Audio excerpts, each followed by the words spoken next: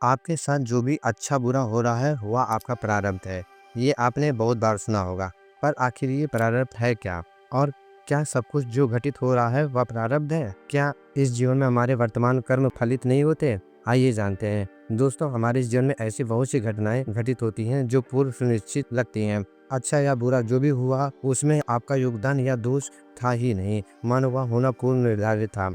और ऐसा इसलिए होता है क्योंकि कुछ चीज़ें हमें पूर्व जन्म से विरासत स्वरूप प्राप्त होती है, हमारे पूर्व जन्म के कर्मों का फल, और यही कहलाता है हमारा प्रारब्ध, जो कि एक प्रकार का कर्म है जिसका भुगतान हमें इस जन्म में करना होता है और जिसका प्रभाव दिखना शुरू हो गया है। वास्तव में कर्म के 4 प्रकार होते हैं: संचित कर्म, प्रारब्ध कर्म, क्रियामाण कर्म और आगामी कर्म। संचित कर्म हमारे सभी पूर्व जन्मों के कर्मों का वेयर हाउस यानी गोदाम है।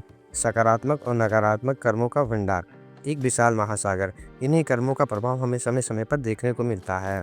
और प्रारब्ध हमारे संचित कर्मों का वह छोटा हिस्सा है जो हमारे वर्तमान जीवन को प्रभावित करता है। उदाहरण के लिए हमारे द्वारा किसी जन्म में लगाए गए पेड़ के उस फल के समान है जो अब पक चुका है और जिसका गिरना निश्चित है। यानी हमारा कर्म अच्छा या बुरा जैसा भी था, इस जन्म में उसका फल भोगना पूर्ण नियत है। हमारा यह जन्म और देवी प्रारब्ध से ही हमें प्राप्त हुआ है।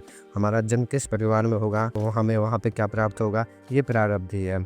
पर सब कुछ प्रारब्ध है। और क्रिया हमारे वर्तमान क्षण में किए गए कर्म जिसके परिणाम तत्काल दिखाई देता है, इसे हम इस जीवन काल में भोगते हैं। ये नए संचित कर्मों का निर्माण कहलाता है। इसके अलावा आगामी कर्म का अर्थ वर्तमान और अतीत के उन कर्मों से है जिन्हें हम भविष्य में भोगेंगे। मुझे आशा है आपको प्रारब्ध का अर्थ समझ में आ गया होगा। हर हर महादेव, जय माता दी।